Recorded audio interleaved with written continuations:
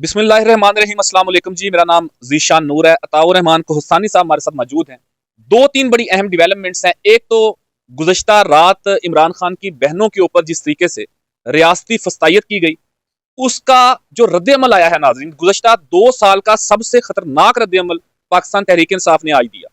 बड़ी सख्त press conference की गई और उसके अंदर जो अलीमा खान ने इस मौजूदा रजीम का और खसूसन इमरान खान को क्या क्या ऑफर्स की जाती रही माजी के अंदर, उसका भांडा फोड़ा। एक तो वो जरा तफसीलात आपके सामने रखेंगे। दूसरे नंबर के ऊपर आज सुहेल खान अफरीदी जो इमरान खान के ओपनर बैट्समैन हैं, उन्होंने भी आज तबले जंग बजा दिया। उन्होंने आज वाजे कर दिया कि ये जो फस्तायत की जा रही है सूबे के इंतजामिया की तरफ से, पुलिस की तरफ से, ये अब मजीद हम बर्दाश्त नहीं करेंगे। उन्होंने क्या कहा,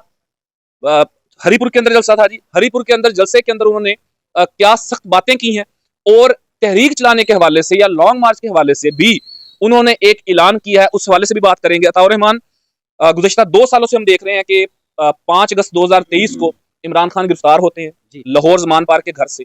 उसके बाद तकरीबन कुछ 400 साढ़े 400 के करीब मुलाकातें हैं जो उनकी फैमिली की, यानी कि लीमा खान और बाकी लोगों की अडयाला जेल के अंदर हुई हैं।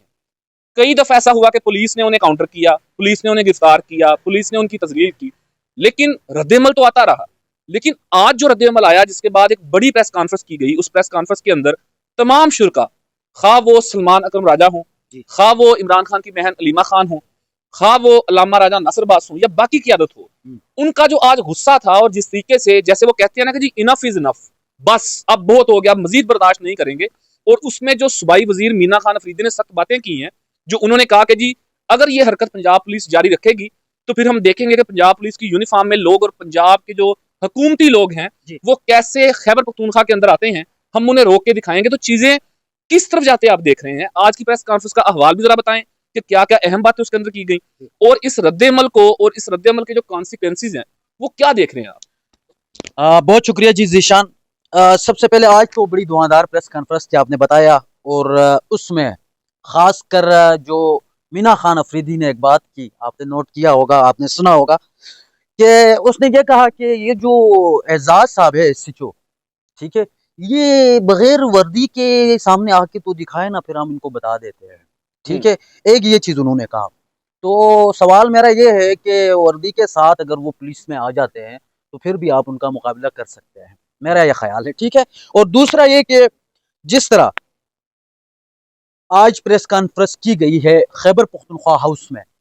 और सबसे जो बड़ी बात है ना, वो रात को देखें आप, ये जो हुकूमत जो भी कर रही होती है, अब जैसे पंजाब पुलिस, मरियम पुलिस ने जो कल जो किया, खासकर अडियाला जेल के बाहर रात को पानी छोड़ा गया, फिर गिरफ्तार करके जो पिछली दफे एक बार किया गया था चक्री इंटरचेंज या जो भी है, वहां पे जाके छोड़ दिया गया, ठीक है। तो इससे क्या हुआ है? इससे हुकूमत को नुकसान और पाकिस्तान तहरीक इंसाफ को फायदा हुआ है। किस तरह हुआ है, अब ये मैं आपको बता देता हूँ। हम पिछले तकरीबन हमारे 8 से 10 व्लॉग्स थे, उनमें हम मुसलसल ये बात कर रहे थे कि एक मोमेंटम नहीं बन रहा, एक किस्म की सोशल मीडिया पे हो या जो भी प्लेटफॉर्म हो, उस पर तहरीक इंसाफ की वो एक्टिविटीज उस तरह दिखाई नहीं देती जिस तरह दिखाई देनी चाहिए। लेकिन रात को इन्होंने ये जो नूरीन नियाज़ी के साथ जो हरकत की, उसके बाद आपने देखा होगा तमाम सोशल मीडिया एक्टिव हो गया है, तमाम कारकुनान एक्टिव हो गए हैं। तो अब इस चीज से और ये बात भी वो कर रहे हैं कि अब तो इन्होंने हद ही क्रॉस कर ली, ठीक है। तो अब ये एक बात इन्होंने की है। दूसरा, आज एक और आपने बात की हरीपुर की जो इलेक्शन के हवाले से, उसमें सुहेल अफरीदी साहब ने तकरीर की, और तकरीर करते हुए उन्होंने ये बात कही कि इस हल्के में 2 बंदों का मुकाबला है, एक उमर अयूब और उमर अयूब की अहलिया। तो मुकाबले किस तरह हो सकता है? मुकाबले इस तरह है कि 1,96,000 वोट उमर अयूब ने लिया था पिछले इलेक्शन में, और अब ये जो इलेक्शन होगा, सुहेल अफरीदी साहब ये दावा कर रहे हैं कि 2 लाख क्रॉस कर जाएंगे और वो उमर अयूब से जीत जाएंगे, और वो उस हल्के में बड़ा कांटेदार मुकाबला होने जा रहा है। एक और बड़ी उन्होंने ना वजीर आला सुहेल अफरीदी ने नाजरीन एक बड़ी मस्बत बात भी उसके अंदर की। वैसे तो उन्होंने तहरीक के हवाले से भी बातें की, जो गुज़श्ता रात वाकया पेश आया उसके हवाले से भी उन्होंने मुतंबा किया पंजाब गवर्नमेंट को, लेकिन एक जो मस्बत बात उन्होंने की बतौर चीफ एग्जीक्यूटिव सूबे के, अता साहब उन्होंने ये बात की, उन्होंने स्टेज के ऊपर खड़े होकर जो डिस्ट्रिक्ट इंतजामिया है हरीपुर की, डीपीओ है, डिप्टी कमिश्नर है, बाकी लोगों को खुसूसन जो रिटर्निंग ऑफिसर हैं उस हल्के के, उन्होंने उन्हें वाजे ये पैगाम दिया कि देखें, जिस दिन से ये इलेक्शन अनाउंस हुआ, तकरीबन को 2 महीने हो गए, मेरे दफ्तर से यानी कि चीफ मिनिस्टर ऑफिस से आपको किसी तरह की कोई डायरेक्शन नहीं आई जी। आपको ये नहीं कहा गया कि आप उमर यूब को या उनकी एहलिया को सपोर्ट करें, आप मुस्लिम लीग नून या बाकी जो मुखालिफ सियासी जमातें हैं उनके ऊपर कोई एफआईआर दे दें या उनको तंग करें। उन्होंने कहा जी मेरे ऑफिस ने आपको किसी तरह की कोई डिक्टेशन नहीं दी जी। और ये एक बड़ी मस्बत बात है ना कि वहां पर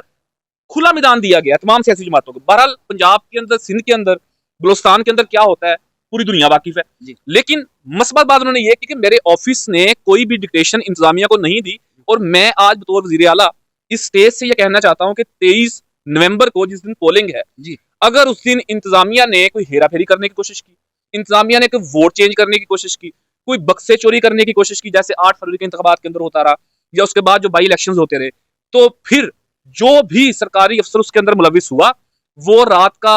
चांद या अगले दिन का सूरज वो नहीं देख सकेगा, वो अपनी नौकरी से घर जाएगा। और इसमें एक और चीज भी अच्छा, ये जो उन्होंने याद दिलाऊं, आप बात कर रहे हैं, सॉरी बीच में ही मैं ये बात आपको बताना चाहूँ।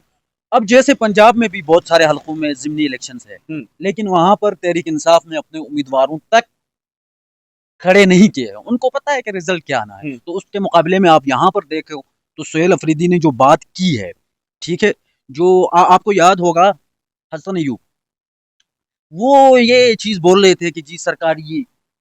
जो मशीनरी है उसका गलत इस्तेमाल किया जा रहा है।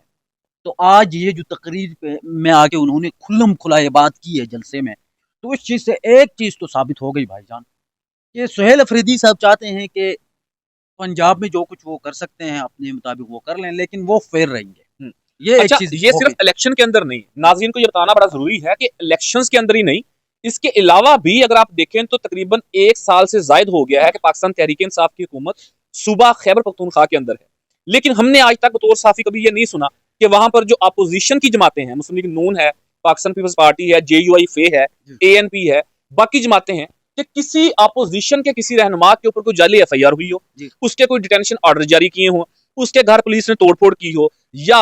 अपोजिशन के जो सियासी वर्कर्स हैं, लीडरशिप है, उनको पुलिस ने या बाकी इदारों ने तंग किया हो, तो एक जो जमहूरी इकदार जो है उसको भी कायम रखा है गुज़श्ता 1-1.5 साल के अंदर पाकिस्तान तहरीक इंसाफ ने। अच्छा, ये तो हो गया सुहेल अफरीदी के हवाले से और बाकी वहां पर होने वाले जलसे के हवाले से। आज की जो प्रेस कॉन्फ्रेंस थी उसमें आखिरी, क्योंकि व्लॉग लंबा हो रहा है, नहीं आखिरी नहीं, एक बात आपने बताना है और वो ये कि जो आपने अपने इंट्रो में बताया जो डील ऑफर करने के हवाले से, वो खबर उसी पे आ रहा हूँ। आज जो प्रेस कॉन्फ्रेंस की गई नाज़रीन, उसमें एक तो अलीमा खान ने बड़े गुस्से से, और आज जिस तरीके से इमरान खान करते होते थे अपोजिशन के वक्त के अंदर प्रेस कॉन्फ्रेंस, उसी तरीके से उन्होंने प्रेस कॉन्फ्रेंस की और बड़ा सख्त लहजा उन्होंने इस्तेमाल किया। उन्होंने कहा जी इनफ इज इनफ, बहुत हो गया। हम पहले जेल रूल्स को तमाम ज़िला इंतजामिया पुलिस के साथ हम तावन करते थे, हम बैठते थे वहां पे जाके, हमारा हक है, एक तो जेल मैनुअल के मुताबिक हमारा हक है, दूसरा इस्लामाबाद हाई कोर्ट का हुक्म भी है, लेकिन अब अगर कोई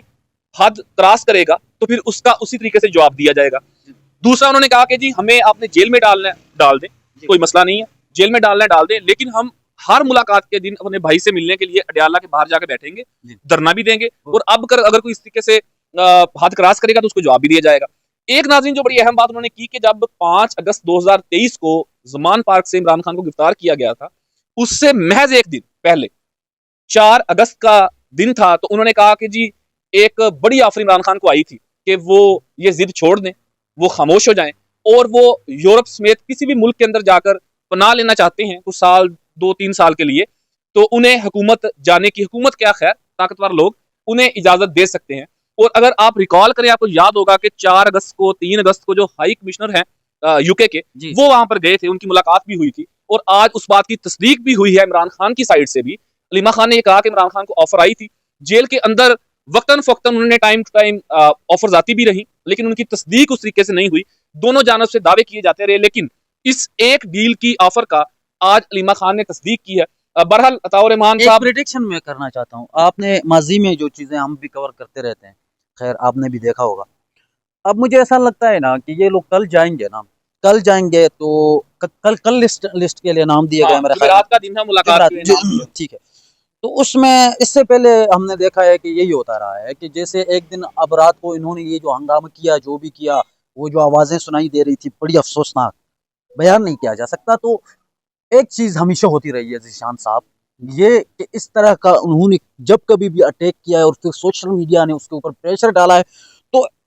तीनों बहनों की नहीं तो एक न एक बहन की किसी न किसी की मुलाकात करवा ली। और ये भी मुझे लगता है एक पॉलिसी का उनका हिस्सा है, ताकि वो करवा ली तो फिर इमरान खान का पैगाम आ गया बाहर, तो फिर क्या होता है, फिर ये होता है कि फिर जो पीछे वाले जितनी भी लीडरशिप है ना, वो ये सोच रहे होते हैं कि यार चलो अब मुलाकात हो गई, तो अब ना जरा थोड़ा फिर सुकून की नींद सोते हैं। तो मेरे ख्याल में अगर आपकी मुलाकात हो भी गई, ठीक है, हमेशा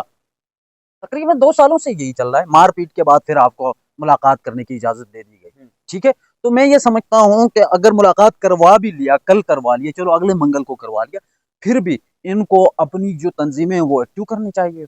ये जो प्रेस कॉन्फ्रेंसिस में आके जो जो बात कर रहे होते हैं या जलसे जुलूसों में जो बात कर रहे होते हैं, उनके ऊपर अमली इकदाम भी करें, ठीक है। सिर्फ प्रेस कॉन्फ्रेंस तक महदूद ना रहे। रात को आपने शेख वकास अकरम को सुना था, क्या क्या बात कर रहा था,